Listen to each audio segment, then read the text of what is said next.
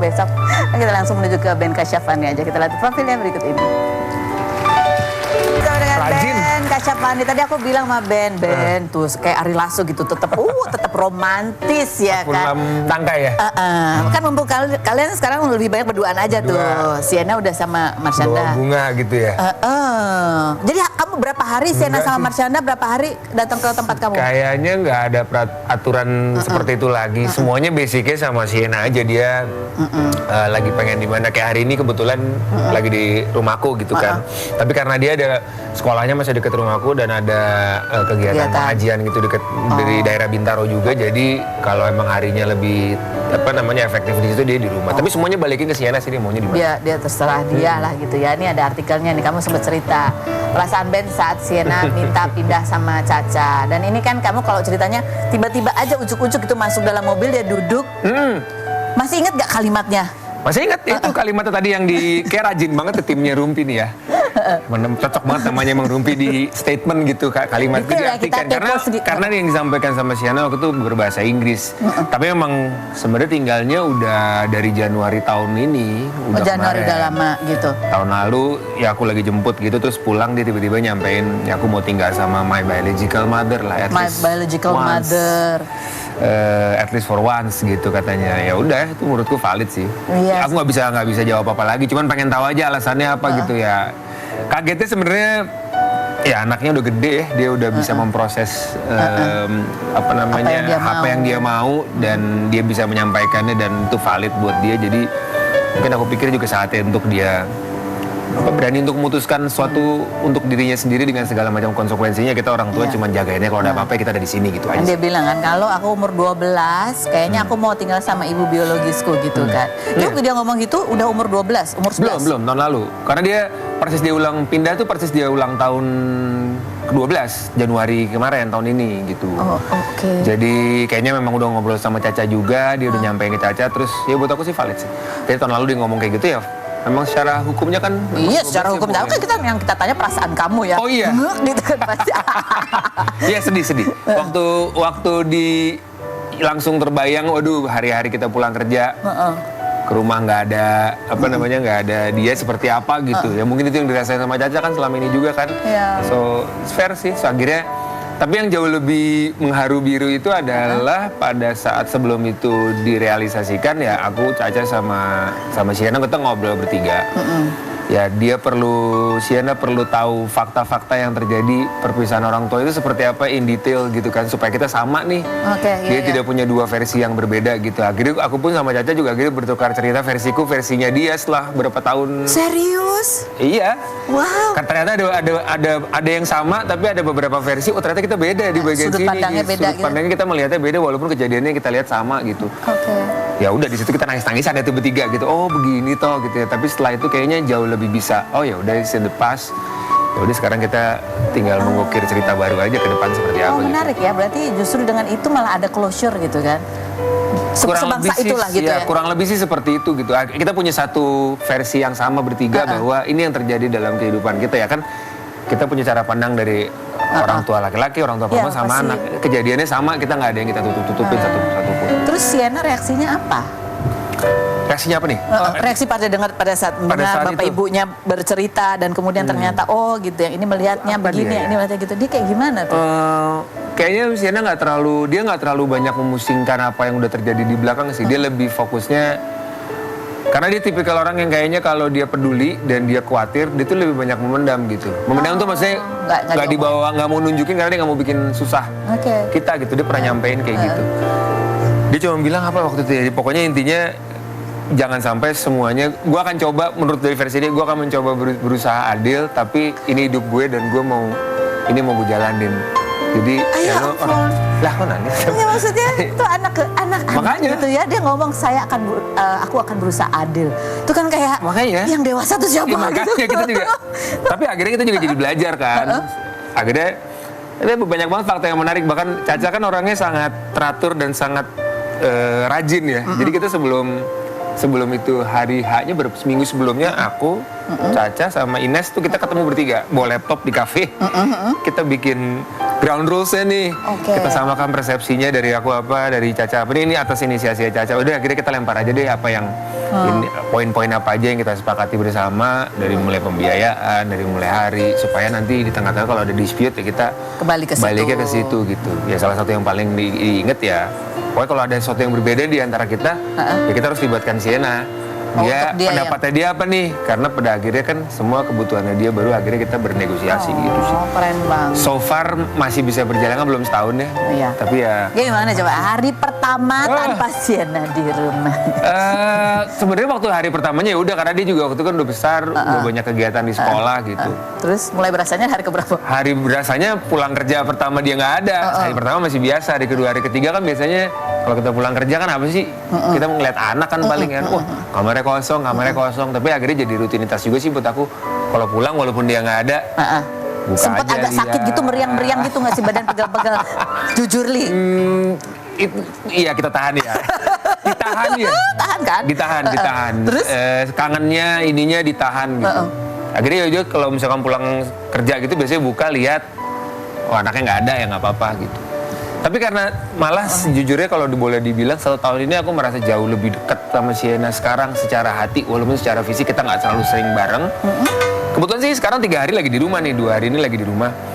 Tapi jadi secara hati aku ngerasa deket banget, jadi kekhawatiran itu pelan-pelan juga hilang gitu. Dia kalau ada apa-apa bisa tiba-tiba video call, nelpon, walaupun ujung-ujungnya minta transferin uang jajannya dia ya. Cuma kan kita orang tua laki-laki geran lah kalau dicariin sama anak kan, mungkin anak perempuan yang udah cukup gede gitu. Jadi kamu ngerasa lebih secara hati jauh secara hati jauh lebih dekat, jauh banget lebih dekat. Kok bisa? Nggak tahu, mungkin aku ngelihat apresiasi usahanya Sienna juga sih untuk oh ya bapak gue perlu gue temeni gini gitu. Cuman aku pun juga ngerubah caranya sama Sienna sih dalam hal apa? Berdiskusi kemauan-kemauannya dia. Sekarang aku sama dia ngelatih dia punya kemauan apa, sampaikan. Kerjain aja.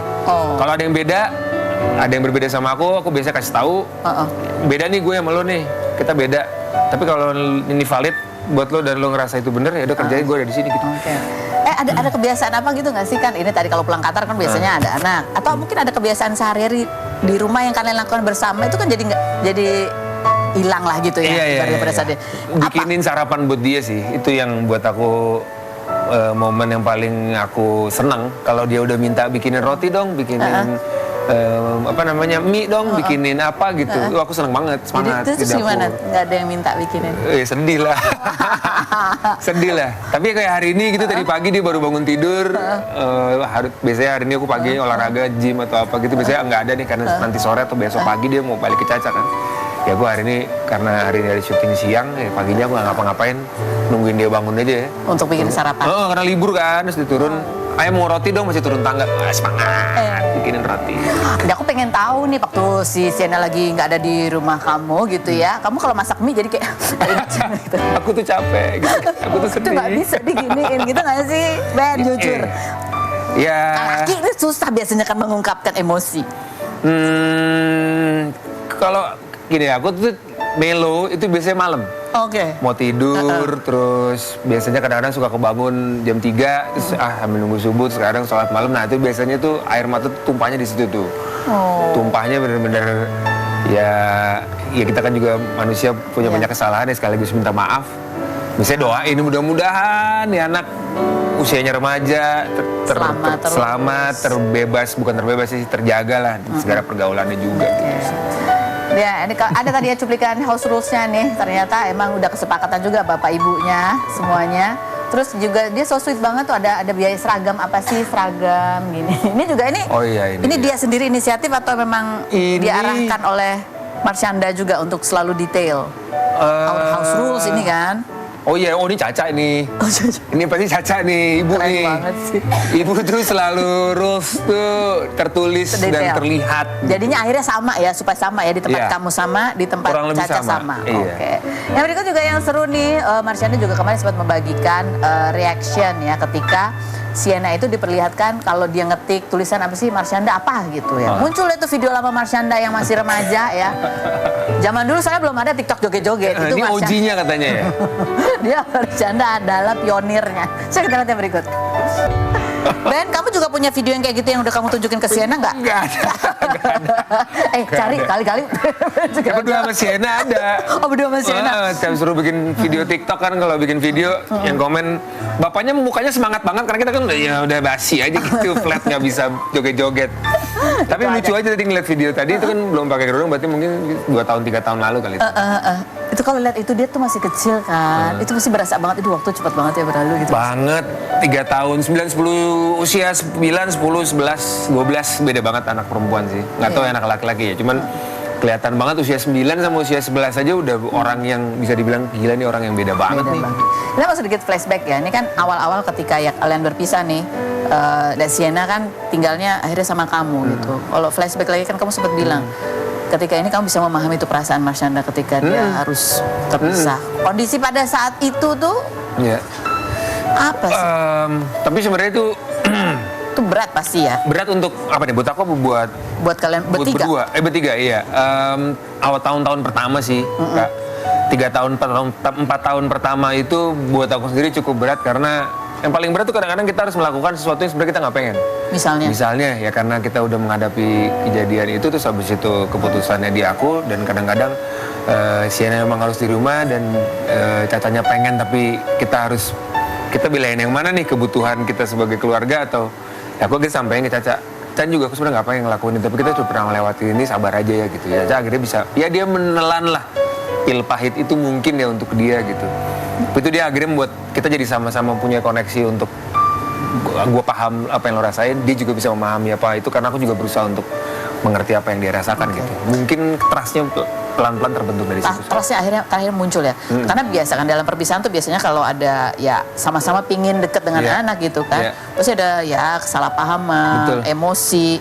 Berapa tahun akhirnya udah mulai santai itu? 4 tahun kali ya, 4 tahunan, 5 tahun, ya? lumayan lama. Santai itu artinya trustnya udah mulai muncul, karena kita kan ada beberapa hal yang kita alamin waktu dulu tuh yang mungkin ya media, masyarakat apa yang mengikuti berita juga nggak tahu, karena kita punya cerita-cerita yang kita simpan sendiri gitu kan, dan itu cukup membekas dan traumatik juga untuk kita bertiga gitu. Untuk kamu yang traumatik apa?